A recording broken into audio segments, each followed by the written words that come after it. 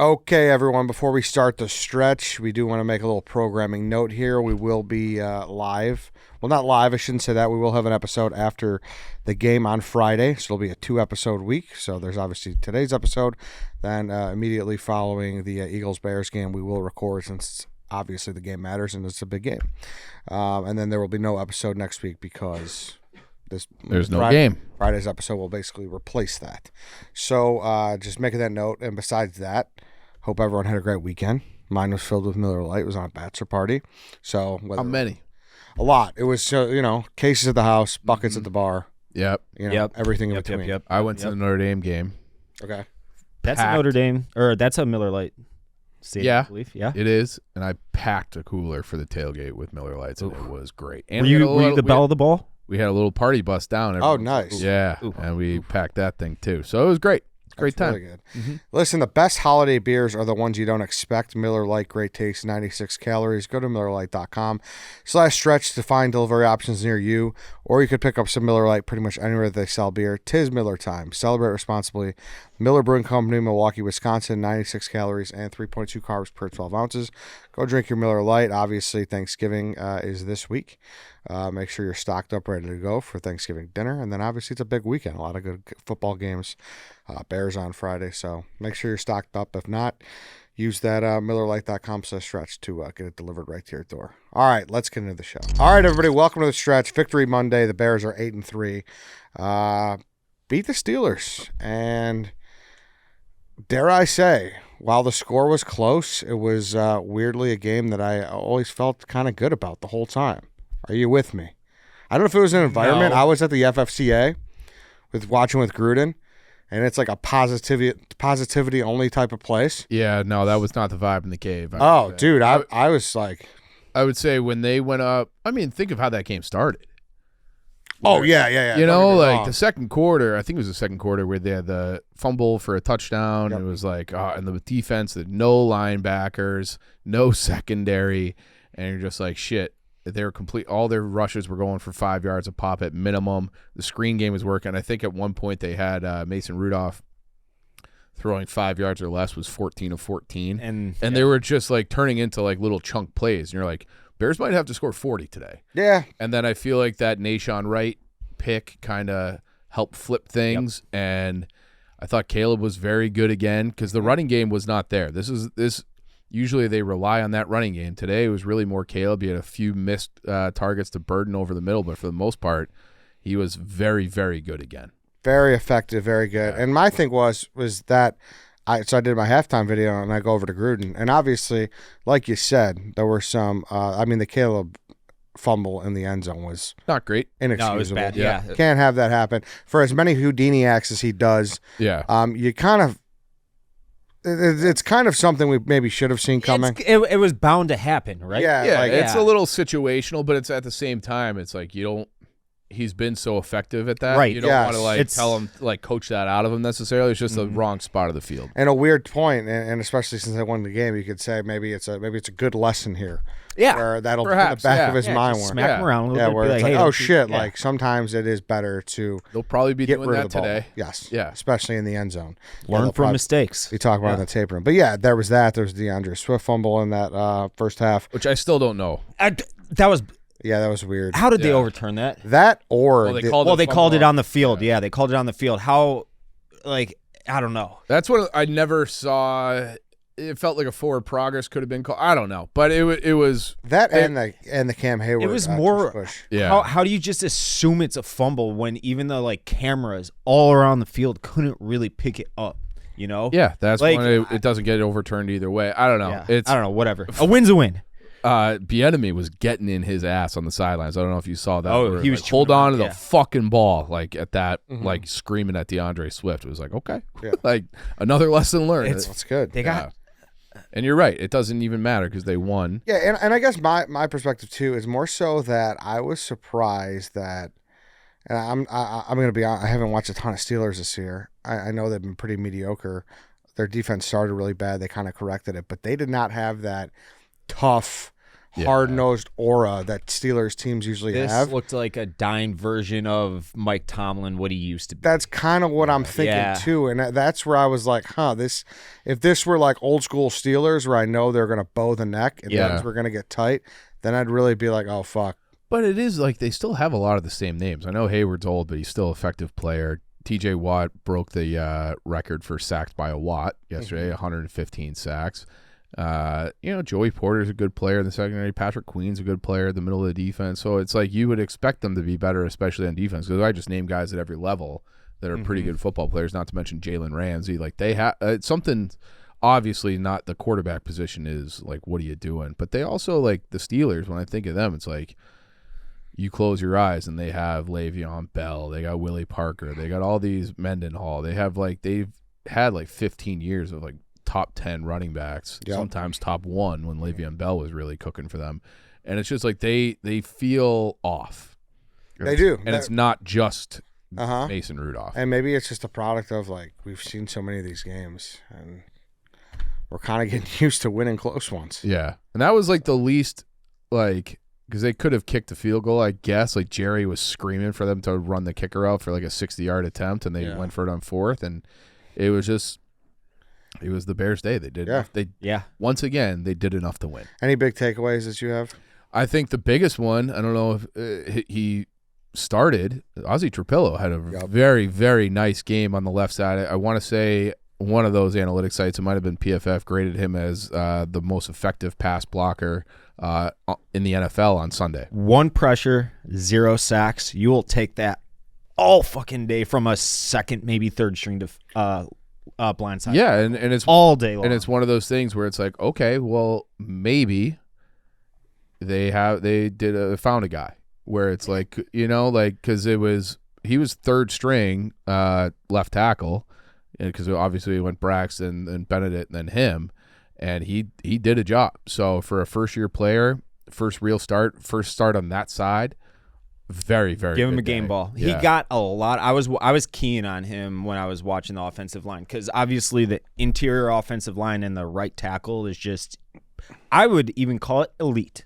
It is fucking awesome. Whatever adjective you want to use. Obviously the left blindside tackle has been the issue this year, but Ben Johnson giving him a ton of help, which he needed to do. Obviously, that's good coaching. Yep. Not to take away from the performance that Ozzie Trapillo had, but just a fantastic performance, all things considered, for his first start at left tackle. Good in the run game too. He got to the second level a couple times. Yeah. I was impressed with that. So I will say though, his feet are like the difference in athleticism between him and Benedict and even Braxton Jones are pretty palpable. His feet are not quick enough to be a long time blindside tackle. I think it's early to say all of that. Like I don't think that's something you really improve on. I think he kind of is what definitely he is. Improve on your maybe a little bit. Yeah, footwork. I think largely once you are in the NFL, your foot speed is what it is. Your athleticism. Obviously, you can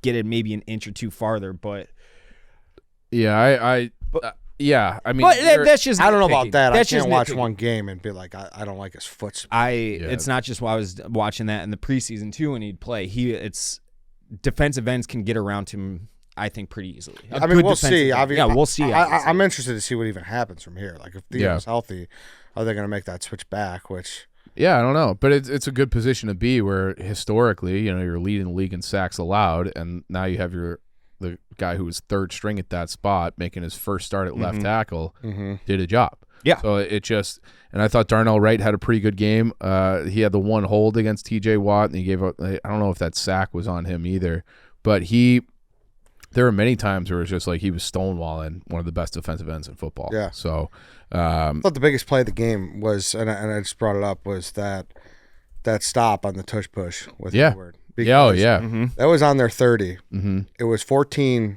at that point. If they score there, it's 21-7. Yeah. Who knows how that changed the dynamic of the game. Probably a much different game. Exactly. Yeah. That was, to me, the play of the game because on that same turnaround, the Bears went for it on 4th down. Thought they called a great play. Swift had a nice block on that 4th and great 1 block keeper. For Caleb, That whole sequence of getting the stop there, which Turn the game around. I don't know if they did get the stop or not, but regardless, They got it. we'll fucking take it. We got it. yeah. Exactly. And then that play call on that 4th and 1 where it was because then that drive, that's when we got the Loveland TD. Yep. Which watching him, like there's where you see the biggest difference. Yeah. Like I remember like back in the day, I think it had to be 2014, watching Ryan Mundy trying to cover Gronk. And they had on that play, on his touchdown pass, they had some safety just covering Loveland, and it was just not even in the same stretch. Yeah, it was He just boxed him out. And exactly. Yeah. He made a little outcut and then got body position. It was over. Inside leverage. And I gotta say, Yep. I thought Caleb, and I've said this, I think it was not the Giants game because I was there, but it just felt like he's playing within the offense more on time now too. Oh, so less night kind and of day from the early in the year. Which that was, and people hated that take from, I think it was just last week, where it's like they're blitzing him, but he's having more success in getting the ball out on time, and like that's the spinning out of sacks and playing off script, like all that's great. We know we can do that. You have to win from within the pocket, and I feel like the last 2 games he has taken strides in that. Absolutely. aspect. Even like the misses over the middle are still annoying. Like there's, I think you could argue Burden probably maybe should have caught the one. It was still a bad throw though, but like the timing was there. Yeah. Dude, that one to DJ, like they were in the perfect sync. Like he Yeah. knew he'd be there. Yes. DJ was there. Boom. Yes. That was going to be my Just- next point. Like this is probably DJ. Yeah, I know he had the 2 touchdowns, but it felt like this was the most involved he's been in the offense in a long time. Dude, I thought all around, like that's what you want. Listen, Spread it DJ around. 5 for 64, Rome 3 for 53, Loveland 4 for 49, Burden 3 for 46. I looked at that game. Yeah. It was 3-3-3-3-3 like across the board. Yeah, Yeah. I don't need. He's just spreading it. Yeah. Of course, if you got a fucking mega star at number 1 like a CeeDee Lamb or a Justin Jefferson or Jamar, that's great. But dude, this works too. Yes. I think you can just say it works better. Like in an ideal world, like you have, it's just like, all right, this is our matchup, this is our scheme. Like I think he'll be open here. And when you have the confidence to deliver that ball on time because you know the guys are going to be breaking open, it's great. Yeah, and I could feel, like it almost palpably feels like Ben Johnson is sitting there and being like, oh, Luther Burden, like, Yeah, it does. I can use you here. Yeah. Like, I'm liking this. It kind of feels like he's really on that cusp of having a mega breakout game. I think Zacchaeus had 1 catch or one. He did one. One You're catch. right. It feels like Burden has leapfrogged him in the depth chart. Yeah, I think that early in the year, it was just a product of Ben Johnson wanting a guy that has been in the league and a veteran that knows how to find those windows in his offense in that open space. Yeah, I think you're right. So, and as the season wears on, the rookie's going to the rookie with the very good tool set is going to have naturally more comfort in that offense and on the field, and he's that's what he's we're more explosive for seeing. sure. Totally more explosive. But it's just one of those games where you see too, where the execution and kind of being in sync and being on the same page, like that last Burden play before half, where it was they had a ton of blockers downfield on that screen, and it was like that's how they drew it up. And when everyone does their job, good shit happens. Yes. Yeah. That was I got a question for you guys. Now, we've seen the graphics throughout the last handful of weeks with the Bears offense. It's led the league in yards per game for a while now, and it's been at or near the top for the entire year. I still feel like even though it's been an statistically really good offense, it hasn't really fully clicked yet. There's still a lot of sloppiness, I feel like.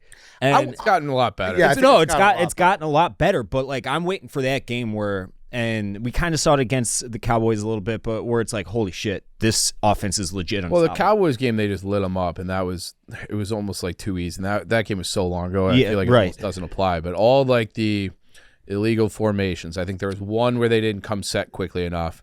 That was on Burden. And I remember thinking he doesn't know what plays, he doesn't know where to be right. Yeah, I don't know who it was on, if it was on the center or the Caleb. I don't know. It just felt like that play was a little bit rushed. It was off by a half a second. But you're not getting those. You're not getting the false starts. You're not getting. There was one delay of game that looked like it was on Caleb too.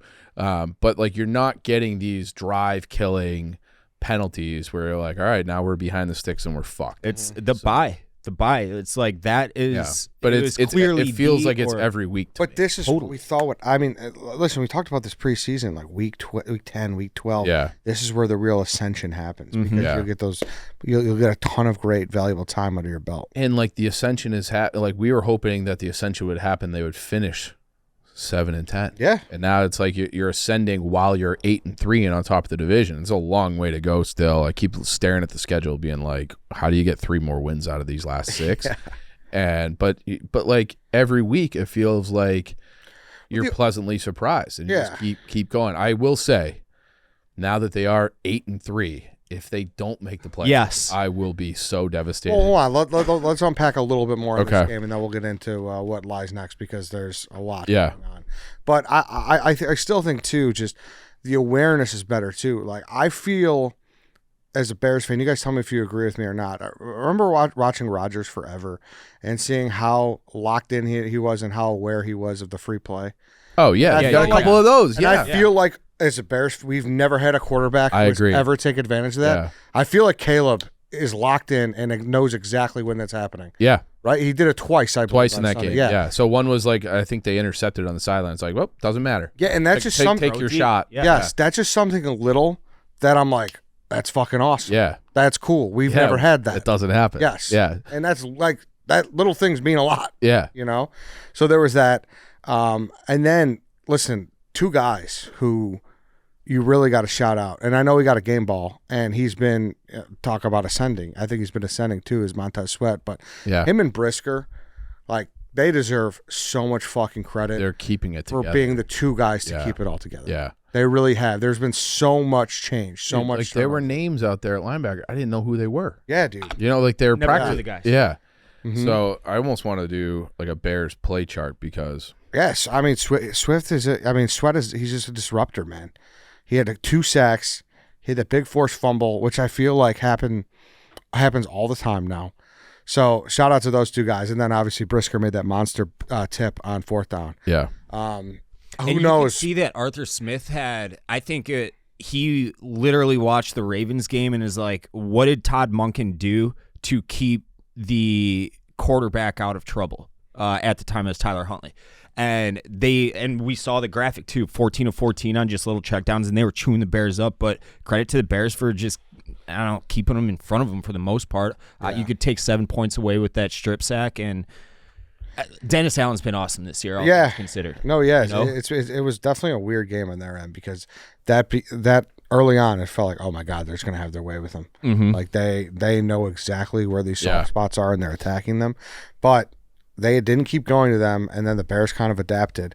Like you said, DeMarco Jackson, 15 tackles. Who is Tackle that for guy? loss. Who's know. DeMarco Exactly. Jackson? Eamon Ogbaminga, like 14 tackles. Who the fuck is that? I know. Yeah. It's called. Shout out to them. Shout out to them. Shout out I to mean, them. it wasn't pretty always, but again, the theme of the day and theme of the season, like, And- they're doing enough to win. I am on this exact note. I am so fucking sick of all these losers on the internet saying the Bears are beating backup quarterbacks. While that's true, those quarterbacks are playing against guys we've never heard of at any point. Like I don't remember DeMarco Jackson getting preseason run or anything. You know, they might have snagged him off some practice squad a couple of weeks ago for all I know, you know? And so it's like these quarterbacks are playing against, they had 7 starting defensive Stevenson players went out down yesterday. And Stevenson went Yeah. down. Yeah. Ruben Hippolyte, I mean, Ebola went down. the backup, they were playing backups to backups Yeah. yesterday, and the Bears won. So eat Yeah, it my was against- fucking They ass. still had to deal with DK and their offensive line. Yeah. You know, like And then you said it too, like Nashawn Wright. I've been really hard on him too. We all have. and, Yep. and you know, because his coverage sometimes is just like, dude, like you're yeah, in and out of breaks. He can 3 be- steps behind yeah. him. But like, What if is it's a go route, Yeah, his ball skills are Yeah. legit. that interception was Very one of the legit. best catches of like the Yeah. fucking year by any Yeah, position. dude, like real ball skills. interceptions in back-to-back games. So Yeah. he's another guy who, as critical as we've been of him, he has stepped up to make Totally. plays. Well, Big and I would say you mentioned Sweat and Brisker. Byard's a big part of that, obviously, Yeah. too. So he's another guy who's like reliable seemingly every week to make plays and, probably call out a lot. He got dinged up a little bit yesterday too. Yeah, but call out, he's probably making the defensive calls because there's no linebackers that can do it. So No, it was one of these new guys. they were doing Yeah, the he had the calls green and dot. Yeah. Yeah. I believe it was the guy who got the game ball. I think it was Johnson. Jackson? Yeah, Jackson. Yeah. DeMarco Jackson got it, right, Lance? Yeah, I believe it was him. Okay. He had the green dot. So, yeah, this Okay. guy steps in, gets the green dot, and It's fucking fucking calling insane. Dennis Yeah. Allen's plays in the huddle. Next man up. I love that Yeah. mentality, man. And Exactly. then, we talk about the ascension. None of those linebackers are reportedly out for the year, right? I think they're all Edmonds got put on the IR. Who did? So Edmonds. Edmonds. Yeah, Yeah, but that means, he's going to get an opportunity to play. Hopefully he comes back. And but it's not like an Achilles or an ACL. No. No. Right. Well, So- he comes back so week I think he was groin. Yeah, so if you get him and Edwards back, Gordon and Johnson are on the grass again. Yep. So they have their 21-day practice window. So it's like, can you keep the offense on this trajectory while adding in these impact players? And it's like, okay, no one's saying Super Bowl or anything. We all just want to make the playoffs, but getting all these starters back in December will be a huge shot in the arm for this group. Well, we can now get into what lies ahead. And I would not be shocked if TJ Edwards plays this week. It kind of seems like they've been flirting with it the last 2 weeks. I think we're officially at the point where, earlier on, we were kind of like, why do we rush these guys when Jalen got hurt right away? Yeah. I think we're kind of in the mode where it's like, it's worth the risk. Like, obviously, if you're dinged up or you're going to get re-injured very easily, no. Yeah. But I think now it's like, hey, if you're like, there's no slow playing this anymore. These 6 games are the season. These 6 games are the season. I would be hesitant on a short week to rush anyone back. Especially against a team you're kind of against the Eagles, yeah. Even we'll get there. But then you have, with that short week, then you have an extra. But they've been rehabbing. It's not necessarily a short week to them. I know, but it's like fair point. It's Yeah. I hear you, but it's almost like, do you want them to just be all like go like for this Eagles game? I don't know, but it's almost, to me, it's like, because you're 8-3, that Packers game is the way more important game, because that's obviously a 2-game swing. So it's like, give them a little bit extra, bring them back if they're ready for December 7th, which that seems like so far away. But No, you're not wrong. That's probably the better take, but you get where I'm coming for, where it's totally like, the urgency is officially there. Agreed, because you could win the division. Yeah, for sure. So, and it doesn't seem like now it's like, you had written that Eagles game off. I think we all had the whole year. But it's like, I don't look at anyone being like, the Bears can't beat them. No, I mean, they consistently prove me wrong. They consistently prove me every time where I think like, I don't know about this one. They consistently prove us wrong. They fucking won 8 out of 9. Yeah. It's insane. The Saquon and Jalen against the linebackers next week is going to be a little scary. But They just lost to they're gonna want this win based on how they played yesterday. It's on the road. Win It's by 40 yesterday, and then they blew that game. The pity to me is that it's such a short week, because I would have really liked to see what Ben could cook up. Again, because obviously Philly's got an all fucking class defense. Yeah. Like all world They defense. they get after the quarterback. Yeah, it's one of the best in the NFL. Great in the middle. I would have loved to see what he kind of could have done in a longer week, because I think that, like, I was listening to Biggs on the radio, and he was saying they had practice Wednesday, and that's about it. Yeah. So it's like, how So much? Same thing for Philly, though. Yeah, I know, but the Bears, it's gonna Philly be, just won the Super Bowl. Yeah, like the Bears are going to be more tactical as an offense against that defense, because they're so good. Yeah. So I trust our guy who could fucking drop anything. Yeah. Versus something like that. So I wish that were the case, but it's not. So I think we are officially. Maybe this is like a Ben Johnson game. Yeah. Well, that's like short week for them to prepare too, so he can reach deep in his bag if they have, a little bit less time to prep for all the things that he can dream up. So big spot, national TV on Friday. Mm-hmm. I think it's Amazon Prime game. It is, yeah. And so, I think that's they're going to be all right. It's like I had completely considered that as an L in my head. Now I'm like, it's probably an L. Yeah. But it's not. I wouldn't be like, holy shit, they beat the Eagles. I would be like, yeah, the Bears can compete now. Mm-hmm. Yeah, I'm like locked in. I'm so eager to see how this team does against them. You're putting a smile on my face. Well, This is like the happiest, like most optimistic I think you've been maybe because Did you see that little smirk right Yeah. there? because I saw that you little can't- smirk. You can't just keep watching miracles and be like, oh, I know. don't believe anymore. Yeah. You know, you can't just Right. keep watching it. But I think this last one was the least miracle. Yeah, no, I said Yeah. that at the top. That's why Yeah, I was like, yeah. I kind of felt it. I kind Yeah. of expected it. Yeah. So yeah, I don't know. I mean, can we? The big question is like, can we go 500 from here? That's all you need. So Can you get 2-11 wins? I do think you're going to need 11. Yeah, I do too. Yeah, I was rooting so fucking hard for the Giants Yeah. and Jameis yesterday because then it's like you have a little 2-game cushion over the Yep. Lions. Mm-hmm. And but that's when was the last time you scoreboard watched for the Bears? It's been a while, dude. The only time The the Nickelodeon year, maybe? the only time I can remember scoreboard watching was the Houston Texans for the #1 pick. Yeah. Okay. Yeah. So like that was on the negative front. So the fact that they're Davis. yeah. It's So the last time we went to Thanksgiving dinner and we're like, man, how about them Bears? yeah. Long Yeah. time, dude. Yeah, I It's- know. Long time. Last time was It's- when we beat Detroit against in the Mitch years. Yeah.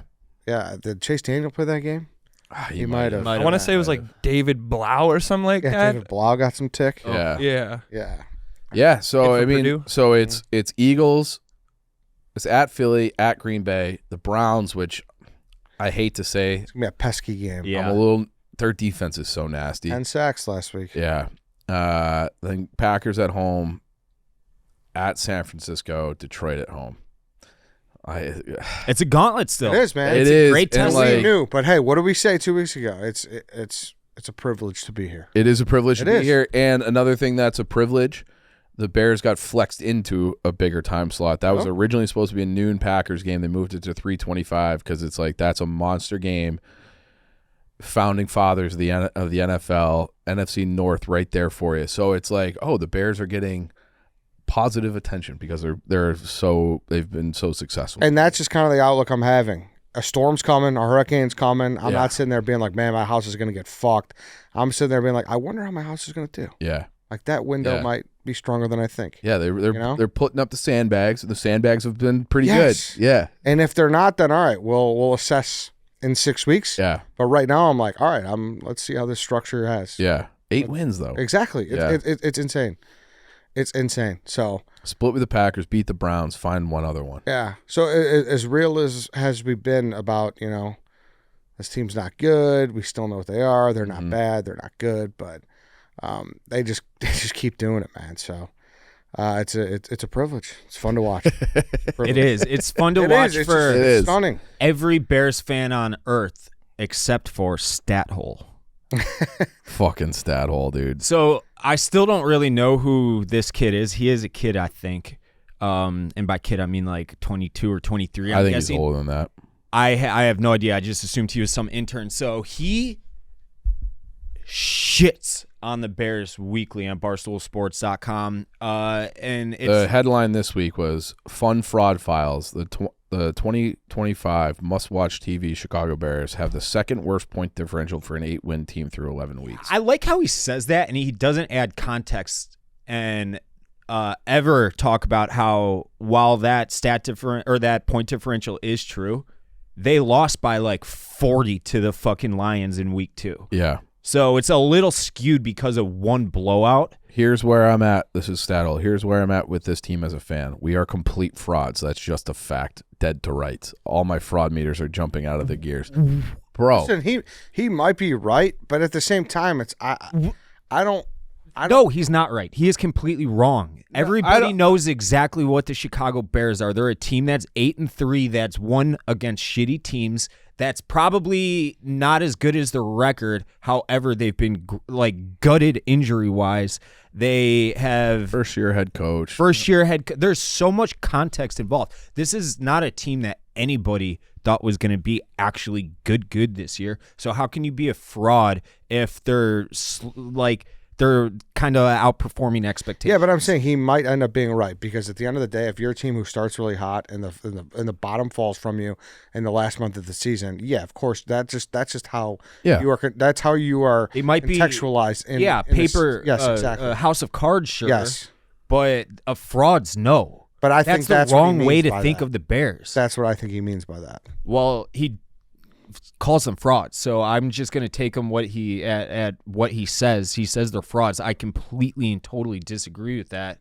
I think they're a pleasant surprise, organization that seems to be on the right path, not just this year in the last 6 games, but in years to come with the quarterback, with the entire coaching staff. I'm not even going to talk about just Ben Johnson, with the entire coaching staff. Obviously, the GM, who has weirdly been really quiet lately. This has slowly become Ben Johnson's just his team fully. But there's so much nuance involved in just calling them frauds. I think an important part of the nuance is what we talked about 15 minutes ago with the steady improvement on offense. And so there's like a little bit of an ascension. Plus, like if the cavalry is coming back off of IR, that transforms the defense into like a competent unit, just like a slightly below average unit. Yeah. And I do think there's something to be said about looking at the Bears through like a microscope, because that is your team, where it's like, yeah, we all know the score, like we all know that the miracle against the Raiders, like there's just been a never ending run of this, but it doesn't mean it is this. It mean like they could be improving and getting better. And that's an important part of this conversation too. Right. Listen, if it's up to you. I mean, fan how you want. If you don't want to enjoy the ride, that's up to you. But I understand some of his concern. But it's like I will enjoy the ride because this team has far out from a win-loss standard, which is really all that fucking matters. Yeah, they have outperformed by a long shot of what I thought they'd. And like. Everyone has there's lots of teams that are historically great in the last 5 years that are struggling now. The Lions don't look like they're Chiefs, like the Ravens were 1-5. They've won 5 in a row now that they're healthy. Yeah, but yes, no doubt. Like right. The Bears are in a better spot than a lot of these teams, and I think if you analyzed all of these teams through that same microscope, you could find flaws with every team. Like, did you watch the Chiefs yesterday? Yeah. Mahomes kind of looked like ass. Yeah, until he didn't. Yeah, but been their whole season. Right, but it's like that is you can pick apart it. There's not like except for the Rams, probably. The Rams look fucking. They're a wagon. Yeah, but the Rams are a juggernaut. But like like the Colts, they've looked really good. They have Daniel Jones. Anybody really believe in them? And like it's so there's a lot of teams that if you applied the same standard to them, they're not going to hold up to the stat hole fucking standard. Oh yeah, it's like there's nothing wrong. Patriots haven't played anybody. Obviously the Broncos, their defense is a fucking juggernaut, but Bo Nix is okay. He's been good enough. Good enough. Will he be good enough? Correct. When it really matters. Correct. We'll see. Obviously the Eagles, they're going through their issues right now. Mm-hmm. I NFC North. I was intentionally not talking about the Eagles because I didn't want to like juju and I don't think that's not talking shit. I think Eagles fans will tell you too. They're just going through, But I think the Bears are in a good spot. Yeah, for sure. Yeah. I'm excited to watch them play on Friday, and going into the season, I remember being like, come on, man. Thanksgiving, I got to wake up after that fucking meal and like a great slate of college football, and I got to worry about that shit. I don't feel that way anymore. No, I'm excited for 2 p.m. Mash of leftovers with all the stuff mixed together. Yes. And then I'm just going to eat that and enjoy the game and hope for the best and then talk to you boys over Zoom afterwards. That's it. Yeah. We'll be on Zoom Friday. Listen, after the show. Mm-hmm. Also, we will be bringing on Tate and Katic here in a second. We're going to talk college football. So let's grab them. Before we do, though, shout out to Rogette. Let's be real. Confidence in the bedroom changes everything. When you know you can perform, that confidence carries into every part of your life. That's where Rogette comes in. It's a confidence game changer designed to help you get harder and last longer when it matters most. Rogette isn't just another ED pill that floods you with blood flow while your mind wanders somewhere else. It's the first ever treatment that addresses both the physical aspects and primes your mind for arousal. 3 clinically proven ingredients and 1 fast-acting mint. No wonder over 150,000 men have switched to Rougette. No more planning, no more wondering if tonight's the night it won't work. Getting started is simple. Connect with a board-certified doctor online at Rougette. If prescribed, your treatment ships discreetly to your door. Ready to boost your confidence? Visit rugiet.com/stretch for 15% off your first order. That's rugiet.com/stretch. Support our podcast by using our link so Rougette knows we sent you. Rougette, get back to the moments that matter. Also, fellas, Miller Lite. Now's the time for those unexpected holiday side quests and enjoying a great tasting light beer. 'Tis Miller time. Simple ingredients like malted barley for rich, balanced toffee note flavors in the iconic golden color, 96 calories and just 3.2 grams of carbs per 12 ounces. Miller time is always a good time. The original light beer since 1975 and still iconic 50 years later. Can't wait to have a Miller Lite with a turkey this Thursday. It's the move. Oh, yeah. Yeah. Wash it down. You pour some on the turkey. Yeah, I'm gonna base it with Miller Lite. Yeah. There you Baste go. it. Yeah. Deck beers. Yeah. It's going to be as fucking cold. Is it? Too, yeah. I'm Polar gonna vortex. brine my turkey in Miller Lite this year. I love it, David. I love it. The best holiday beers are the ones you don't expect. Miller Lite. Great taste, 96 calories. Go to MillerLite.com/stretch to find delivery options near you. Or you could pick up some Miller Lite pretty much anywhere that they sell beer. 'Tis Miller time. Celebrate responsibly. Miller Brewing Company, Milwaukee, Wisconsin. 96 calories and 3.2 carbs per 12 ounces.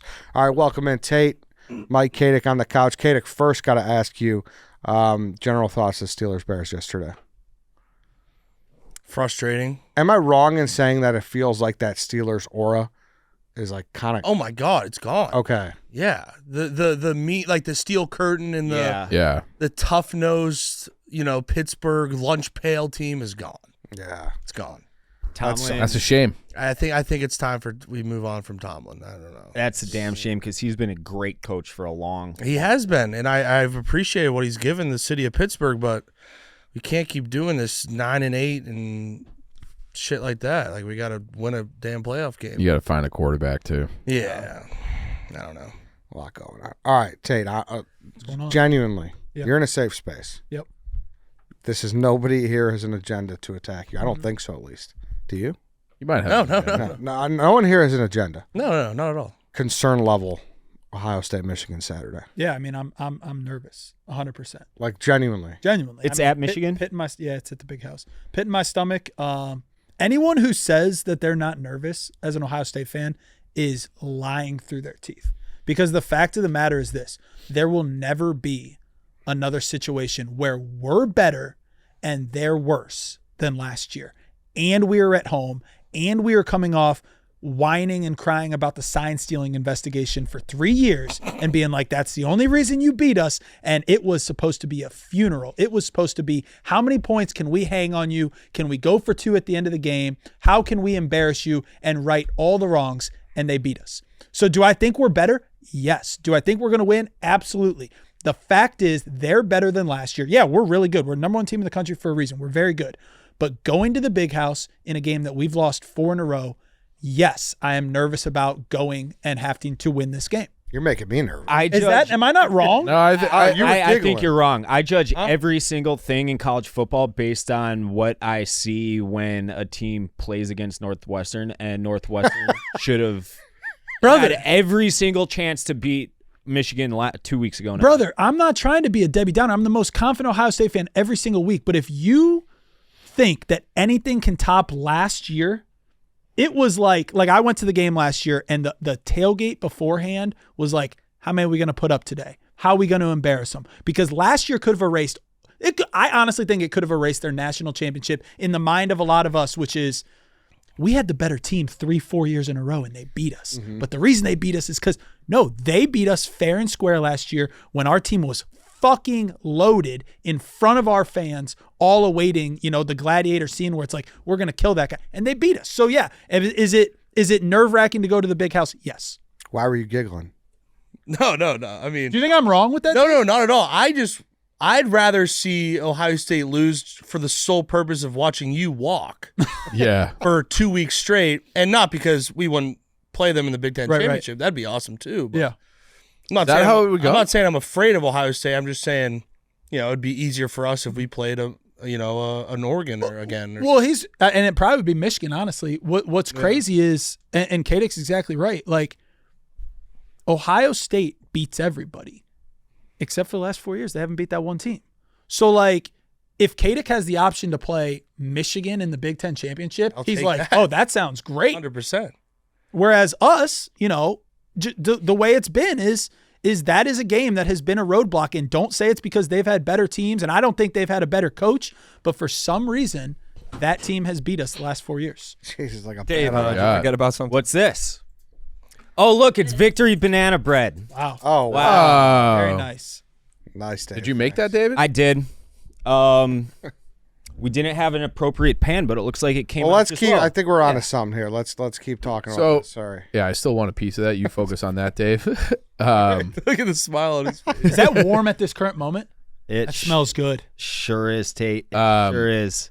But if I gave her the option to replay, have this year go exactly how last year went, would you take it? Like No, win the no, national no, championship, no. but you lose. And to Michigan? that's the one thing that's bothering me about how Dave's been talking about it. I think I've been, and I've talked to you guys both about it, pretty steadfast in my belief that loss last year, does it take away the national championship? No. Did it tarnish it, and does it make us feel a certain type of way? Yes. You have to beat Michigan. And the fact that they were coming off a national championship season, I'm good.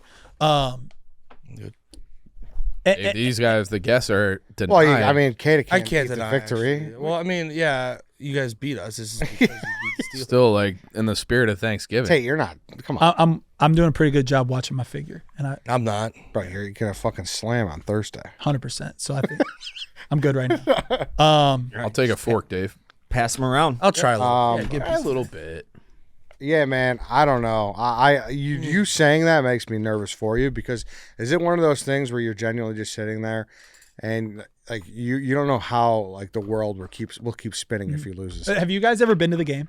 No, I've No. always wanted to. I would recommend it to just a general sports fan like yourself times a million, because the air, that fork in front. the air is just different. Like last year we were 20.5-point favorites, but we kick off and you're holding your breath and you're like, well, fuck, like if you throw an interception on this first drive, like what if their run game gets going? It is different from the time that ball is placed down.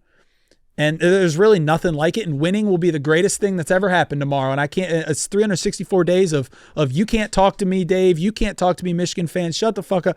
But if they beat you, that's 5 years. You would take in a row. Michigan win over a national championship. I got to think about how I want to Dude, say you this. gotta you gotta win this. Yeah, I don't want to. I think you do. I really don't want to get clipped of like Tate would do that and like go crazy, because the majority of our fan base is in the mindset right now where they're saying, we won the Natty. Who gives a fuck? That's not true. That's not true. You have to beat Michigan. We're already national champions. I would tomorrow or Saturday rather shut those motherfuckers up than deal with. You lost 5 straight. I think it'd be a wild look for us if we were back-to-back national champions, but we've lost to 2 of their worst teams they've had in a really long time. Yeah. With 2 of the best teams we've had. Yeah. Yeah, it's got that 73. think? Yeah. I think especially now that college football has changed so much, the national championship is all that really matters. Mm-hmm. You know, like you if you have back-to-back titles, which just doesn't happen. Yeah, but dude, the sign stealing, Connor Stallion, I Ryan Day. get there's I so get much. it. Planting So the much flag. But it's like So much think going back on to right now. when Urban. Like these are the good days, and we don't even know we're in them with this rivalry. Bro, I'll be honest. Yeah, I think Chief it's like said the it right. 10 years war. Yeah. Back in like Yes. that's what this was built on in like the 70s. Like where we it's we may look back someday and kind of like it's all Red Sox and Yankees be like, oh, those were Dude, the Pedro that Zimmer days. starting from when Harbaugh got him the first time Yes. to now is like incredible. Well, and you're like, I obviously I'm so entrenched in it, but like you guys are forgetting things like Ryan Day did beat the shit out of him his first year. People don't remember that. Ryan Day Yeah. beat Michigan. His second year, he was about to get Jim Harbaugh fired. Yeah. You're going to beat that team by 100 fucking points. I'm not even joking. And then they waved the COVID flag. The game got canceled. We didn't play it. Then they go on this run. Jim Harbaugh, we were going to beat, I think the line of that game was like 30 points. We were going to beat the fuck out of that team. So there's just so much going on right now. I don't know. You got to, if what you said is correct, this doesn't just happen. Who goes back to back? It doesn't. It doesn't. This should be like the greatest time. Even We should those be Urban walking, Meyer Florida teams didn't win. bro. No back-to-back. way. Yeah. We should be walking around with our dicks out, being like, "This is the greatest time to be a Buckeye fan." You have to beat that team. You do. I know you do, but it's like I want to ask Katic from a player's perspective. Like, I think Jack Sawyer right now, I don't think he would say it out loud. He needed to beat Michigan. He's sick to. He's going to be sick to his stomach for the rest of his life. And there's a group of seniors this year. That have lost 3 straight. And Katic, they have a natty, right? Yeah. So like, if you're a senior and you have your natty and you don't have any gold pants, am I wrong in thinking like Sonny Styles is sitting there being like, I'd rather do this? I don't know, dude. A natty is just so different. Mm-hmm. But like, I don't know because I didn't play for Ohio State, so Right. I don't know that. I know the Indiana-Purdue rivalry, which is not even close to that. But like, Old Oak and Bucket. yeah, it's fucking awesome. But like, if I sat there and I was going into my 4th year, we've lost 3 straight to Purdue, but my junior year we won a national championship. Like, I don't agree with you at all on this, but I'm not an Ohio State. natty is crazy. Katic, how's I this agree. stat for you? How's this stat Winning for you? 2 means you're like, if you're on both teams, you're Jeremiah Smith. You're a part of the greatest run of Ohio State ever. My gut tells me that because they have one, like, here's a stat for you. This will be our 5th straight year going into the game as a top 2 team in the country. That's crazy. If we were to lose 5 straight times as a top 2 team in the country to a team. Now, one year they were really good. Yeah. The year they won the national championship, they were really good. And first time they beat you, The first time they beat us was And at they the lost. big house. and what happened in the? They came to Columbus and had 3 really, really long runs. Well, I'm like, I don't know if he's trolling me or I thought what. you were- No, not I thought at you were all. Trying to sneeze. Or no. When Aiden Hutchinson, when they stormed the field, Yep. the first time they beat you, Yep. in the They were first- good. Yeah, but what happened at the? It's not the year they won the national I championship. think No, was that the year they lost to TCU by 1,000 in that game? Oh, right. Yeah. And then we went Okay. and we almost And you beat guys should've- Georgia yeah. when Marvin Harrison got hurt. We Yes. would have won. So again, that would have been No, interesting. I wasn't trolling. I was just genuinely Yeah. curious. So that team was good. We were supposed to be better than that team. The next year when they won the national championship, that team was really good. I think they were even favored in that game. Yeah. The last couple guys, or last year and then this year, there's no reason why this team, like, we haven't given up 17 points in a game. That's the I first know. time since 1987 that Ohio State, 11 games into the season, no one scored 18 points on us. Urban Meyer said it best on Big Noon. You score 3 times, you win this game. That's how good your defense is. Problem is, last year we lost 13-10. yeah. Because you tried to bully him. Yeah, last year was inexcusable, man. What was it like when you guys saw that? Were you laughing at it? Were you? Yeah, I was just like, oh my god. You guys beat Michigan, right? Yeah. And like, I'm not even trying to like, we were really good. We handled you guys. I know. And I was like, oh my god. Right. Oh my god. I think I was at the bar watching it. I was like, oh my god, this is insane. I was laughing a little bit, man. I was chuckling. two worst feelings of my life, without question. And I get it. It's like, have a blessed life. Nothing that crazy. I went to the big house 2 years ago. Thought we were going to beat them. They beat us. And I had to walk. I sat low, and I had to walk all the way up the big house stands while the Michigan fans, and a lot of them were like, foreign exchange students and math majors being like, you guys stink. You can't beat us. I was like, wow, there's Nothing you can say. There's nothing worse than this. Until last year, I'm standing there, jaw dropped. We're fighting them on the field because they just planted a flag. I'm thinking, did that really just happen? I got Connor Stallions quote tweet me. I got Dave quote tweeting me. I told Will Howard before the game last year, they were doing the tunnel walk. I was out there. I said, Will, go for 2 at the end. He goes, I'm gonna go for 2 unless they let me go for 3. Yeah. And then afterwards, Connor Stallion quote tweets me. He's like, could have gone for 4. Like, fuck. Yeah. I remember that. Yeah. I know it's not apples to apples, but what was a more hostile environment? Big house or the shoe? Oh, the shoe. Yeah. Without a doubt. Well, I heard the mean, big house is again, kind of like, quiet. again, it goes back to the you guys weren't good when you played there. Exactly. That's why I Yeah, said it's yeah. not It's like apples to this apples. big thing. Like the Penn State people said it as well, and but I mean, when we played Ohio State last year, it was a top 5 matchup. So Yeah. like, obviously, it was crazy. Yeah, so Ohio State by far, but then again, I didn't play a top 5 Right. matchup in the big house. Yeah, the vibes when you guys came to Columbus were this is a top 5. Yeah. Like, this Yeah. is, and you just didn't have that. No. Yeah. Is there any fear that, you look at the schedule, you haven't really played anyone? Chief, I swear to God. I'm just saying, it's not like you played Texas week 1. They're obviously, they were the number 1 team, but they're not great. You only put 14. That was so long ago, I don't even really count that. But it's like, But you're getting what we got last year. Totally, but here's my argument, and who's the voice of reason in here? I want to appeal to one person. me. White Sox Dave. White Sox Dave. I'm the Big Ten fan in here. Going into Of a this team. season, We had the number 1 team in the country on our schedule. Mm-hmm. We had the number 2 team in the country on our schedule. And correct me if I'm wrong, Illinois was like Yeah, they were like 10th or something. So Yeah. we had 3 top 10 teams on our schedule going into the year, and the thought was, man, this Ohio State team's not as good as last year. They have a new quarterback, and they have 3 top 10 teams on their schedule. Now, looking back 11 games later, we've handled everyone, haven't trailed for 1 second in the second half all year, and the thought is, well, their schedule's easy. It's not our fault No, that it's not. Texas, Penn State, and Illinois aren't as good as they're supposed to be. I completely, as a Notre Dame fan who gets this argument every single year, it's like, well, USC is supposed to be good. Like you schedule this 10 years in advance. Right. So Bullshit. I'm not saying that you don't deserve to be number 1 or anything like that, but is there like a little kernel of doubt in the back of your mind that you're going to big bad Michigan, and it's like, man, have we actually ever really been tested? What's crazy is that at the current moment right now, I believe Michigan, in the current rankings, Michigan is the highest ranked team we've played this year. Yeah, I think you're right. Which is, they're like 15, I think. I think Texas fell below that. So, Yeah. don't get me wrong. It is the biggest game of the year. They're no cakewalk. What if you end up? I think What if you you're gonna lose to fucking- Michigan and then to Indiana? And Well, you're we like, won't play Indiana if we lose. oh, you're right. You're right. You're right. It'd be Oregon, right? Who would? No, it might be Michigan. I think Michigan goes. Yeah, because since Oregon beat USC, we beat Oregon, and if Ohio State gets or if Michigan gets the head-to-head against Ohio State, I think they go. Yeah, to be honest, I don't know the official answer, but Yeah. I know that we don't go. Do you need to go back to Legends and Leaders divisions or something? Yeah. Are you But it's Michigan. Michigan is 7-1. Oregon 7-1. This is all in conference. Ohio State's 8-0. Indiana's 8-0.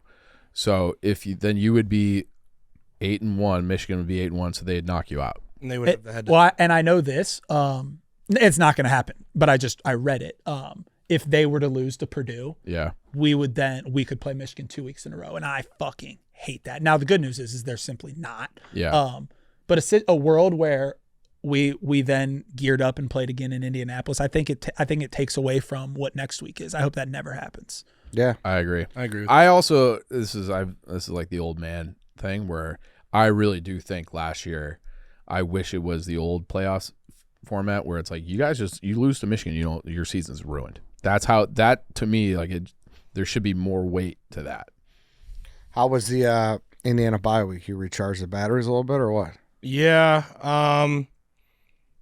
I think Fernando got better odds in the Heisman. I think that's about He it. I did, think yeah. We needed that. No, I mean, last year we had the bye week after we lost to Ohio State, and it was good. Or no. We had the bye week after we beat Michigan. But same thing, like late in the year, it's like everyone's banged up, dude. Yeah. Everyone. Yeah. So this is good. And we had a lot of injuries this year. O-line, wide receiver, Elijah's banged up. So we're going to get all them guys back, I think.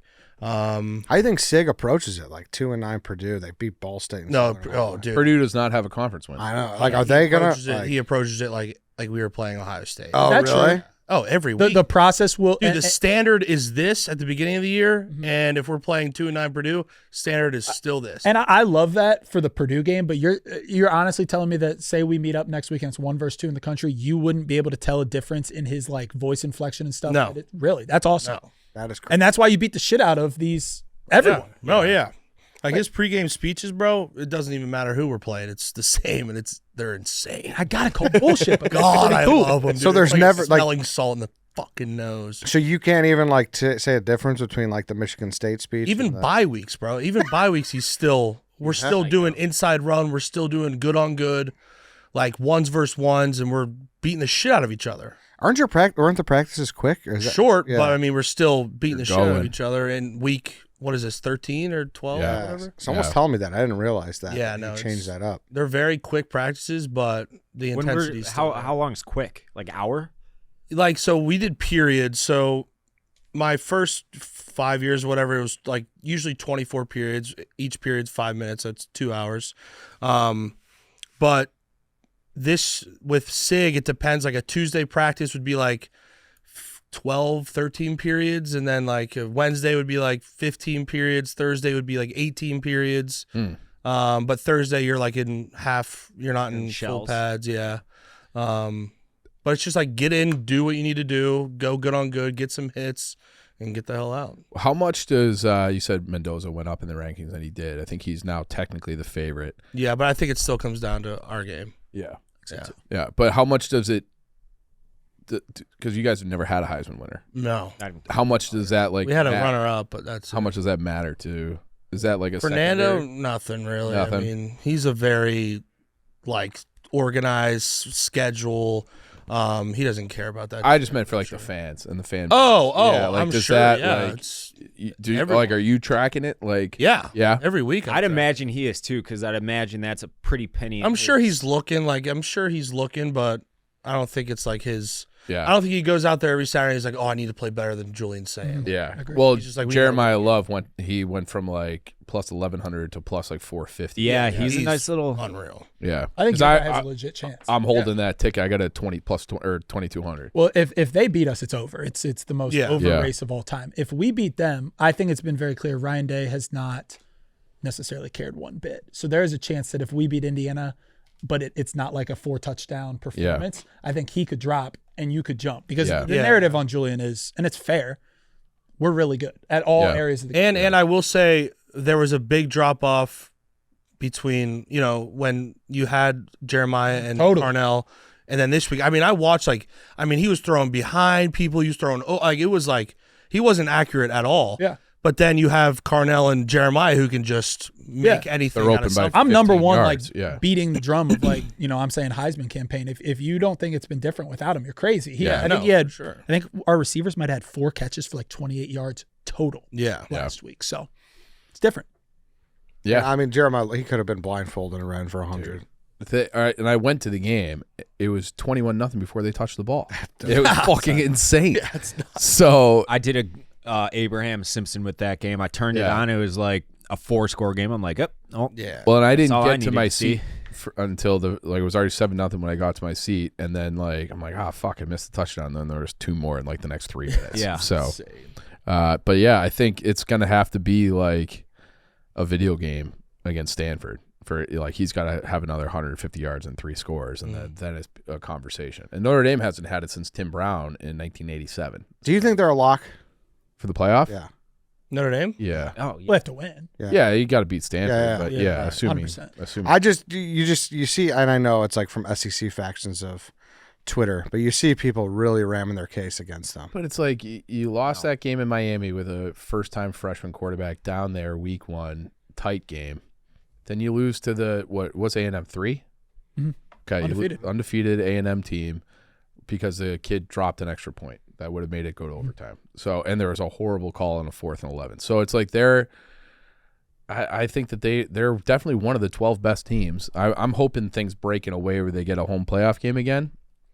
But I think they just on eye test and merit, they deserve to be. Yeah, no, I agree with you. I was reading closer because like Clay Travis had a tweet that was getting a lot of traction. It was 10-2 Notre Dame's resume infinitely better than 11-2 BYU, 11-2 Texas Tech, 10-2 Vanderbilt, or 10-2 Miami. Who beat Notre Dame? I know they beat Notre Dame. I know like the Miami one is definitely tricky, but it's also like things change over the course of a year. Like Notre Dame's better now than they were in week 1. I don't think you can say that about Miami. Agreed, and that's where he argued. He's like, yeah, because someone Furman responded. He's like, you think Vandy or BYU belong on the same field as the Irish right now? You've lost your mind. It's like, I'm not saying that, but I'm saying if you look at the resume, it's like you can't. But then what's the goal of this? Yeah, no, I get it. Like if you want to just plug it into a computer and have the BCS again, that's fine. Yeah. But you have a committee to pick the 12 best teams, and Notre Dame is clearly one of the 12 best Totally, I agree. And I think one thing that sucks is the same thing that happened last year, and it's going to happen to you guys this year. It's going to actually happen to the 1 seed this year, whether it be Indiana or Ohio State. You guys are going to be in that 9-8 game, Yeah. and that's fucking bullshit That to makes the it 1 a seed tough path. who their first game in the playoff is going to be a team that looks pretty damn good. If you remember last year, Oregon earned the 1 seed all year, Yeah. and their first playoff game was Ohio State. That sucks. I also feel like the first 2 rounds should be on home sites. Brother, That should be I won't hear one reason why that's not. yeah. Well, How can you be the top 4 seed and not earn the right to have your home fans?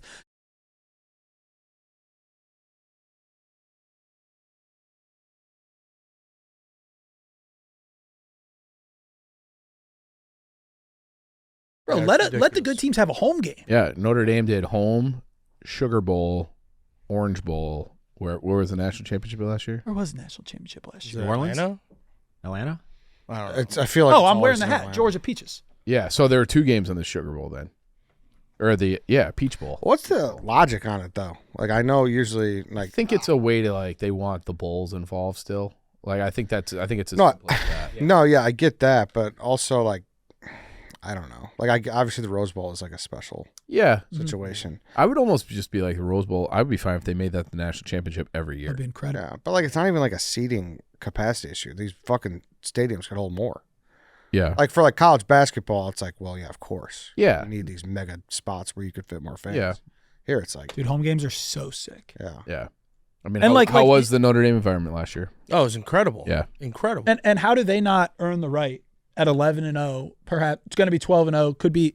How does Even Indiana if they're not 12 get and 1, even if they're 12 and 1, like Indiana should be hosting a playoff. How does Indiana Yeah. not get a home game? Bullshit. And there was like this whole thing last year of every home team in the first round won and every bye team lost. Like, you know what I'm saying? Like all the 1, 2, 3, 4 lost in the second round. And then, so like there was this big thing. I don't know. Like we were all thinking, well, where's the correlation between all the home games winning and then all the bye teams losing? Like there's got to, I don't know if the bye week is an advantage, disadvantage. Like, I think that was more of the teams with a bye were Arizona State, Oregon had to play Ohio State. yeah. What were the other ones?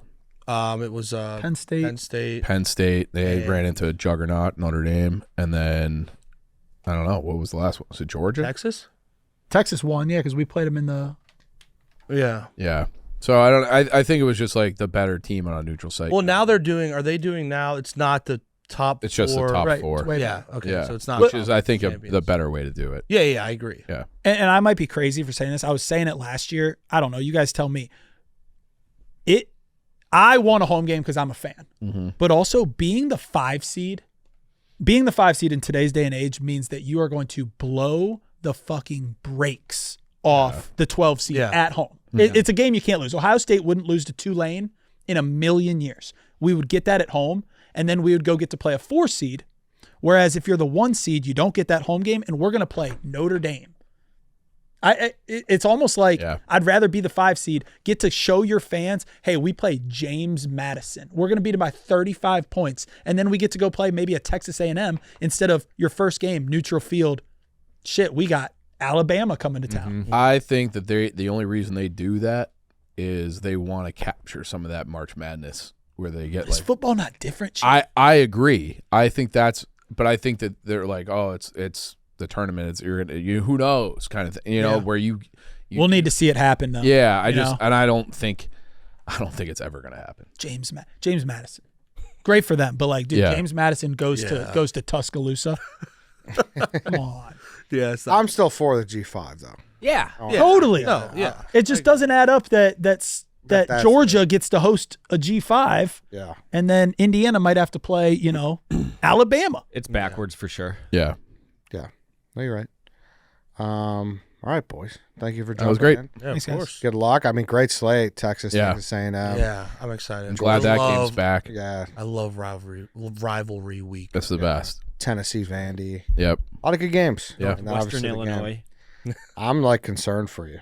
Like His I wanna be mental, his so mental up. well-being. yeah. Like if you 'Cause go we play on a dark, Friday night, I'm gonna be. yeah. Like if you go dark on Saturday, I'd be like, oh, he's in the hospital. Like he didn't make it. Well, we were talking. We have that. To the bottom of the pond. We have that walk coming up. If 2 weeks walk. if we were to lose, it's 2 weeks. It's 2 weeks of a marathon every day, and we were like, hey, we can shave a day off if we avoid busy traffic. And I was like, no, let's keep busy traffic on that. Fucking. Wait. What, I'm okay with getting hit by busy traffic if we lose this game. you're doing? Wait. Explain The again. bet for this game, because Michigan fans say that Ryan Day was born on 3rd. I think Sharon Moore was born on 3rd. If we lose this game, I'm going to walk from Ann Arbor back to Columbus while carrying 3rd base. And at the time, it sounded like a great, funny punishment. It's 214 miles avoiding busy traffic. It's also going to snow in Ann Arbor on Saturday. Yeah. So that's just 8 God. straight days. The third base thing would piss me the fuck off. Oh, yeah. Yeah. How long Like, is it? how do you even? 214 miles. You're. So that's like 9 days of walking or so, right? Yeah, it's like 8 straight days Yeah. of a marathon. Yeah. Would you walk it? Would you walk it with him? I asked him. Lucas has I to. would.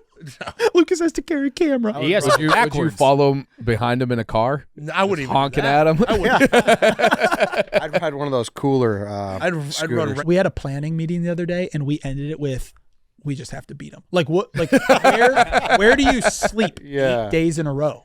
Like, hey, we're in Toledo. Any stoolies got a couch for me and Lucas? Find like a Motel 6 or something. 8 straight nights of just like. Ed, tell him to go to the La Quinta. Yeah, but dude, that's 8 straight nights of you walking 26 miles. Dude, That was our no. planning meeting. Lucas is the biggest Buckeye fan would- there is in this office now. Bro, I would spread that out for like a month. I can't walk 26 a mile a day for a year. Donnie and I just did it. It's not like Bro, demanding. 214. I understand that part, Yeah, but but you it's, wake up and you're like, oh, fuck, I got I got to do it again. I know. It's the redundancy. His feet are all blistering and bubbling by day 3. And it's freezing. I don't. Yeah, it's We bad. have to beat him. Yeah, bad time for a polar vortex. Yeah, dude. Oh, my Bad. God. All right, good All right, luck. thanks, boys. Appreciate it. ChevyDriveChicago.com. Chevy Drive Chicago has everything you need to shop and buy smart at your local Chevy dealer. Great style. It's the latest tech. You'll look good and feel good about what you're driving. Now is the time to get into the Chevy family of EVs, Equinox EV, Blazer EV, and Silverado EV. Take advantage of all incentives today. Don't wait. Go to ChevyDriveChicago.com to find your local dealer and drive one today. I would be happy tailing him in your Chevy Blazer, Chief. Yeah. Just, put the heat on. Butt warmers, Exactly. get the music going. It'd be a good time. It's- I'm driving it to Ohio in a couple of days, and it's like I have no worries at all. Hey, just crack those windows down. Hey, Tate. Oh, hey, polar vortex? Let me just click it into 4-wheel drive. it's warm in the Chevy. Sure is. Exactly. So listen, holiday traffic coming up. You got a couple days here. Make sure that thing's tuned up. Go check it out. I'm sure there's some sales or something going on, right? Black Friday, Black Wednesday, end of the year. So I don't know. Yeah. Who knows? But I know that if you head to ChevyDriveChicago.com, they'll help you find your local dealer today, and they'll get you locked in. So go do that as soon as you can. Also want to talk about Icon Pass. This isn't preseason. It's go time. Get your Icon Pass now. It's your playbook for a winter stacked with joy. With Icon Pass, you're locking in access to 60-plus unique destinations worldwide. That's more mountains, more powder days, more highlights, more joy. From opening snap to spring's last lap, starting at $349 for an adult, this is by far the best pick you'll make all year, and you can lock it in today for as low as $0 down and 0% APR with a payment plan. Terms apply. So mark the calendar, rally the crew, and start plotting with the peaks that will pack your season. The countdown to joy has begun. Buy your Icon Pass today at ikonpass.com. It's ikonpass.com. Your season of joy starts now. And you're a skier, Chief, so you can confirm that's a great deal. It's a great deal. I'm taking advantage of the deal. I'm doing it over that week in between Christmas and New Year's. I'm going out to Utah. So I will be doing it with Icon Pass. That's perfect. Lance, can you hand me a bottle of that Body Armor Flash IV? Because I need it. Obviously, I had a long You're weekend. struggling today. That's exactly. It was you saw me, you're like, you're tired, huh? Hey, I had hit them I knew actually that. because Oh, there it they're a is. hot commodity. Yeah, they're right there. There it is. I got it right here. It's like, what shape would you say this bottle is? I don't know, It's a square circle. but I like it. Yeah. It's got good grip in your hand. It's a Kirkle is what it is. Circle? A squircle. It's got great grip in your hand, and Flash IV delivers faster, longer-lasting hydration with over 2,000 milligrams of electrolytes and no artificial dyes, flavors, or sweeteners like those other drinks. So whether you're training, traveling, or just feeling the heat, work hard. Take a little sip here. I got the Tropical Punch. I love this one. That's good. That's good. Go get it. 80 calories. Hydrate Hard with Body Armor Flash IV. And grab yours today at your local 7-Eleven convenience store. It's that simple. Pop in, grab your Body Armor Flash IV, and enjoy yourself. All right, moving along here. Connor Bedard does not care about the autographs. Yeah, that look it. I'm not a merch guy. I'm not a memorabilia guy.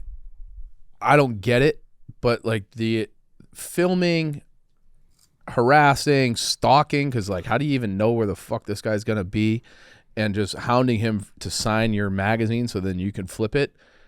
I don't understand why people are angry at Connor Bedard. I don't either. That to me is just like, Are people angry? yeah, oh yeah. Or do more people have his back? There's There's a big faction. I mean, the original tweet was like, there's no Connor Bedard doesn't have an ounce of humanity. It would take like 2 seconds to sign this, and it's just like I don't think people are entitled to like badger a guy walking down the street, and then the guy's like, oh, there's a lot of pressure right now. Like, yeah, the economy's tough for everybody. Like, I don't know what to tell you. Like, you're not entitled to stalk, film, and harass someone until he gives you what you want. That's what it was for me. He was wearing the like meta glasses or something, right? I can't. I mean, I don't know that. It He's filming seems like it. he's wearing a GoPro or the glasses or something. It was such a douche move, and I guarantee you, I would bet a lot of money that this guy and Connor Bedard have had interactions before, and that's where the glasses came in. You could be onto something. And Connor Bedard's like, fuck this guy. Like, he's just an autograph hound looking to flip my shit. Fuck him. And he saw him. Yeah, this is not the same thing as like a little kid. No, it's an as adult. Right. If that was a little kid who ran up to him and was wearing his jersey and he was like, no, I'm not signing you. Like,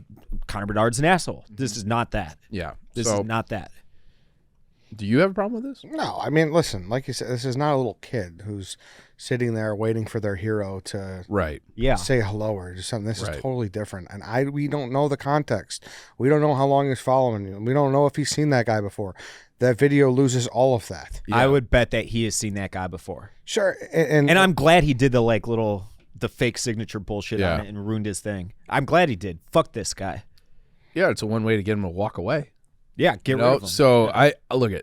I'm not going to say fuck that guy either. Like, that's what these guys do, but they have to understand something else. Yeah, fuck him. Sure, fine, but because I don't think it was him who posted that video, was it? The one that went viral, at least. Obviously, that guy had to have posted at some point. Yeah, I would imagine it. So, but it's just I don't know. He was looking to post something. He knew that he was getting that reaction. I think. Yeah. Regardless, I don't think Connor Bedard's a bad guy because of that video. No, that's my point. No, and it's like, look at all these guys have all these different deals about their signatures and all that. Like, and it's just like I don't care. And it's just like there are like a group of people who are attacking him and quote tweeting that because I looked at it. It's just like you guys are. There's a weird cult following of autograph adults. Yeah, that they take their adult autographs seeking very seriously. Yeah. And like Ken W.O. is one of these guys. He's like, oh, fuck him. He didn't sign for me back in 2007. Fuck Jermaine Dyer. Whoever he has So there are people like that out there. Yeah. That think they're owed a signature of a celebrity. I mean, I get it. If you have a negative interaction with someone, you're going to be like, yeah, oh, fuck that guy. But still, I'm just saying, I don't think the video shows enough to really warrant anything. I agree. I think he's well within his rights to just keep on walking or be like, fuck off, dude. Mm-hmm. Like, I think that would have been fine. So, let Connor live, I guess, is the main takeaway. And he's just clear, like, I don't even know. I can't tell from that picture necessarily if that was even in Chicago.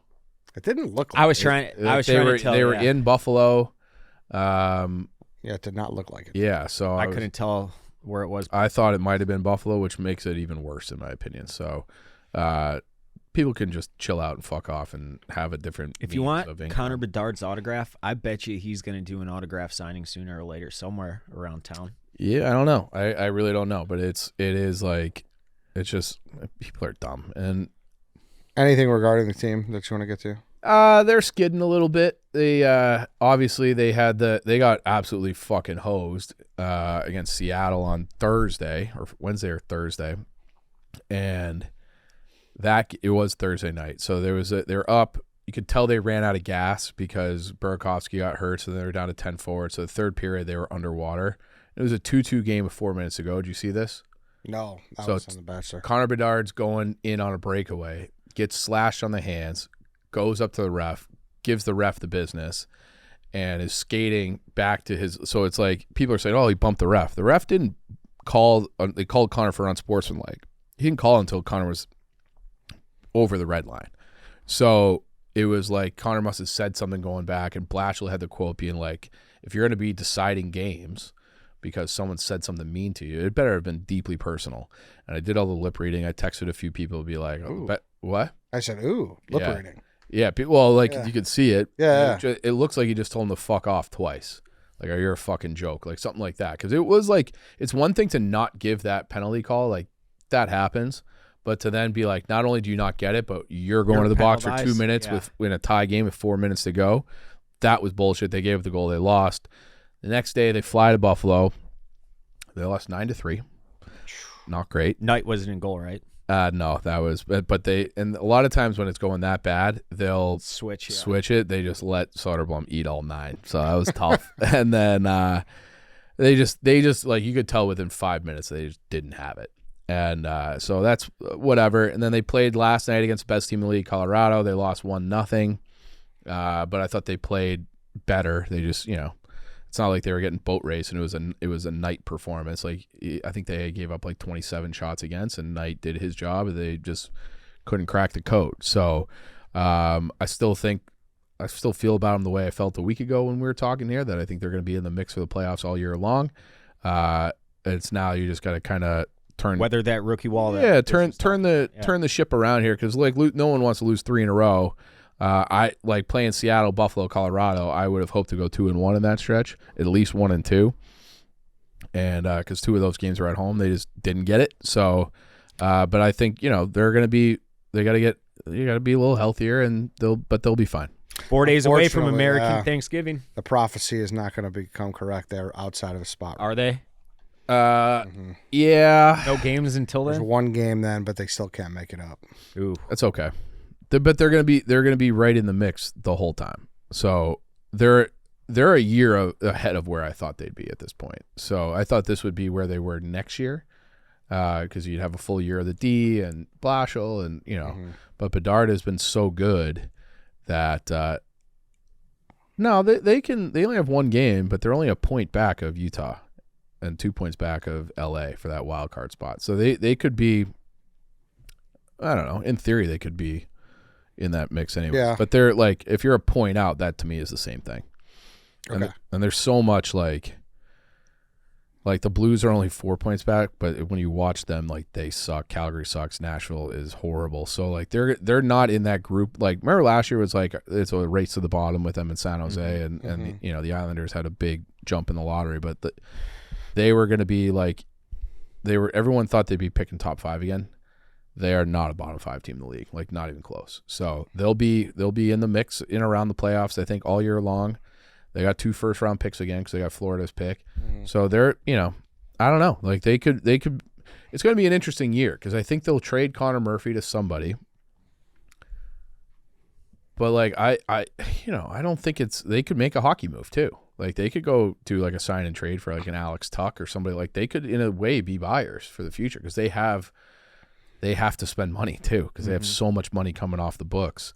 They have to. I think when it's all said and done, they're gonna have to spend $27 million to get up to the cap floor. And a big chunk of that will be Bedard, but they're gonna have to spend. So it's like if you can get a guy in during this year that can help you, for more than this year, like it'll be. They're in a really, really good spot. Good. Oh, and shout out Mason West, Blackhawks first round pick last year. Did not go to college or junior. Won state, right? He's a quarterback up in Minnesota. They just won their first state championship in like 30 years. So, West, baby. Yeah. Also, the Blacks are back.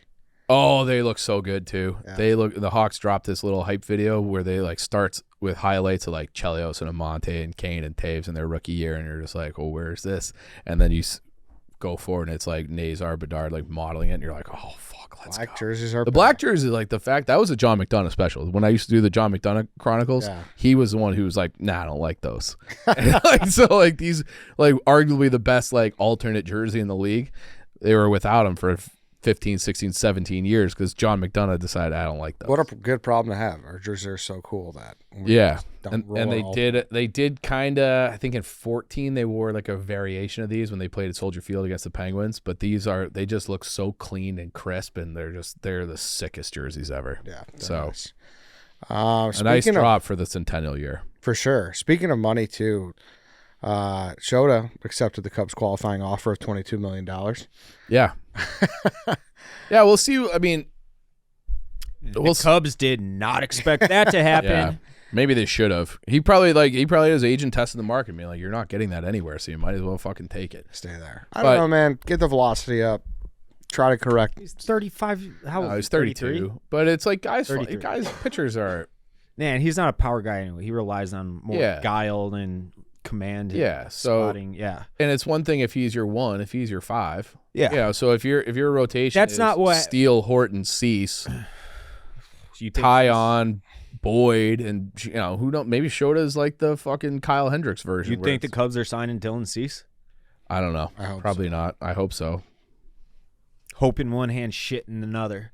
Yeah, but I said if that's your rotation, that's a pretty good rotation. It's a really fucking good rotation. Hey, we signed Phil Matan too. Yeah. How do you like that, Dave? Bullpen arm. Yeah. He's fine. Yeah, he's fine. He had a nice year last year, actually. Yeah. Rangers, right? Yeah, and I think around forever. He's a good pitcher. Yeah, and I think Jed, like he deserves all the It's out of his hands. Exactly, but he deserves all. Like, listen, he deserves all the trust from the fan base when it comes to the bullpen.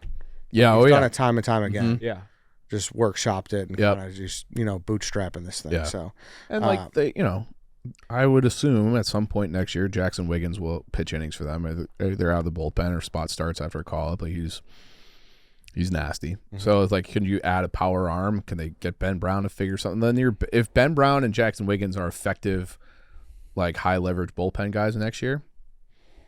And I know people were shocked to see that they offered them that second year because the big rumor was they're not going to have they're not going to be giving out any deals that protrudes into that 27 lockout year. Yeah. So maybe that also will hopeful for Dylan Cease, but I'm grasping at straws. Dylan Cease in a bat. Yeah. Because Tucker declined his. I wonder shock. why. Yeah. No shock. But did you guys see who you mentioned him a few minutes ago? Did you see who Clay Travis was palling around with this weekend? Or probably I did see that a week or so ago with now. Ishbia and the Pope. Yep, and the Pope. I did see that. So Clay Travis, who I don't really like, not just because he's a competitor of ours technically in some weird way, but I just don't really like him. I think he's kind of a cringeworthy douche. However, he was, I think it said college roommates with Ishbia at Vandy. Really? He went to, he's friends with Ishbia from Vandy. So Ishbia did the kind of media circuit for the first time. We are working on getting him in here. I got my finest on the case. You know who that is? NWO. DJ Dante the Don. He's working on it for me. He says he thinks he can make it happen. But I'll nevertheless, believe that when he's sitting right here. Dante knows people. Hey. It's not a crazy thing. And Dante reached out to me about it and he offered it up. I'm like, yeah, absolutely. Anyways, he did the media circuit. I think it was like 4 different interviews, one with The Athletic, one with like the Sun-Times, whoever. And it was, I think, I would assume that Jerry Reinsdorf read all those articles and was fucking livid with what he was reading, because all it talked about is like, hey, dude, I will eventually be the owner of the White Sox. We don't know when exactly that's going to be, but everything that goes on with the White Sox right now, from the stadium through the payroll, through how much minimum wage for their concession stand workers are, is Jerry Reinsdorf's call right now. I have nothing. I'm just a limited partner right now, and that is it. And it was very blatant, like, hey, all this losing right now, I would be trying to change it. However, I can't because Jerry's the guy still. So I thought it was kind of funny because there's a guard of Jerry Reinsdorf's, like his trusted servants, we'll call them, and they did not like seeing that media circuit, and they are like, this guy, like, who does he think he is? Like, Jerry, like, this is Jerry, like, you can't do that to Jerry Reinsdorf after 40 years. And I'm like, I think he should be doing more than this. I think he should be burying Jerry Reinsdorf right now, because what Jerry Reinsdorf has done to 2 Chicago organizations is disgusting. So that was just a little note from over the last week on the White Sox. Sam Antonacci had an awesome Arizona Fall League, as did a couple other guys for the Sox. Also, it's kind of wild that he was talking about the stadium as if like it's built already too. It was a little weird. That was kind of crazy. Yeah. That was kind of crazy. It's like, yeah, you're gonna put you were invited to throw out the first pitch at our new stadium. It's like, Oh, which new stadium? Yeah, where's the new stadium at? yeah, do we have a spot? Do we know who's paying? I do appreciate we kind of him fucking rendering. asking the Pope to what was the quote he had? He he prayed for like fearlessness leading into the change of regime or something. It was some like weird quote, but ever since the Pope was named the Pope, things have been kind of good for Chicago, the Bears, and the White Sox in a weird way. Not from a wins-loss perspective, obviously, for the White Sox, but it's never good. It's never bad to have a supernatural being on your side. Yeah, you've been doing the rosary when I come in here in the morning. Yeah, exactly. Yeah, you guys have seen me doing my Hail Marys. Oh yeah. But that's pretty much it. On I was surprised this Sox let Talkman go. People are like, oh, there wasn't room for Talkman. It's not that there wasn't room for Talkman, which I understand. He's redundant when you have Benintendi, who's immovable. However, I know they let Talkman walk not because of the redundancy. It was all about the dollars. He was due like 3.5 in arbitration this year. Fucking just give him the 3.5, dude. Like your payroll's going to be about 65, 70 million this year, unless, which we'll get to, they make a signing or two. But it's like, why are you penny pinching on guys the fans like right now, good players, when you should? It's just it rubs me the wrong way. Yeah, Talkman would be a good Sox Fuss guy. He would be a good Yeah. Sox guy. He really would. Palatine pounder. I did get a text from a buddy this week, and the White Sox, if you've seen, are being kind of floated as a potential landing spot for Ryan O'Hearn. You guys know who he is?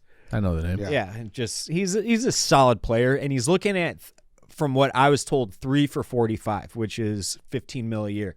When I heard that, I laughed. I'm like, it ain't coming from the White Sox.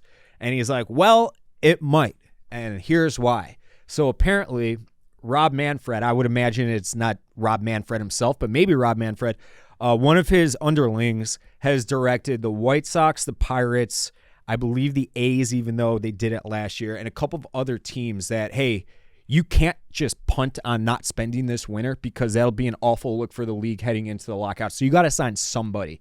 So it's apparently the White Sox are sniffing around Ryan O'Hearn because of that. And not for any other reason other than to please the league. If the White Sox signed Ryan O'Hearn, don't look at it. They were their hands were tied by baseball to make that signing. They weren't doing it because they wanted to win. And I want everybody to realize that. Little tinfoil. And the A's did it last year with Severino, if you guys remember. When everyone was like, what the fuck is this? Like, why are they signing him? They stink. They're moving to the stadium. It's because baseball told them to. Yeah. So if that happens, there's your answer to why. And it has nothing to do with winning, which I'm fucking sick and tired of talking about. I'll be interested to see it. All right, we got to wrap this up. Two other quick notes. One, we didn't get to it because obviously there's way more important things going on in college football. But I thought you were a little hard on the Cats last week. Nice win at Wrigley Field over Minnesota. Yep. Second, solid week for the Bulls. Went 3-1. I was going to say the Beat same the Nuggets. thing. So they got a little healthier and they're winning a little bit. Beat the Nuggets, yeah. Yep. So check back in with them after Christmas. Still don't think it's good. It's a loaded lottery. Yeah. It'd be awesome to have a top 5 pick, but whatever. Round and round we go. I got 2 final notes. Yes. If the Bears do 3-3, all the analytics, simulations, all that, they have a 97% chance of making the playoffs. If they go 3-3, that's good. And it's a nice banana bread, Dave. Yes, thank you for the banana bread. I was distracted because I was locked in on Tate, but I got to say, it was a really good banana bread. Great, crunchy, crispy top. Yes, exactly. It was a nice. That was me and Lance's surprise for this morning. Nice layer. Thank you, boys. Appreciate that. And mostly Dave's. I'll take credit for it, I guess. But yes, it was really Dave's idea. I gave you. That's it. True. Good the stuff, direct. It's a nice way to start the holiday week. It is. A few extra calories that I definitely need. Good stuff. That's what the Peloton's for. Just knock out an extra 20 minutes today. Yeah. That's what I'm going to do. Thank you, everybody, for listening. Stay subscribed. We will have an episode up on Friday after the Eagles game. And like I said, there will be no episode next week since there's nothing to recap as far as the Bears go. And, it'll be washed over by the time Monday comes. So we're just going to do it after the game on Friday. Tune into that. Thank you for listening. Thanks for watching. See you then.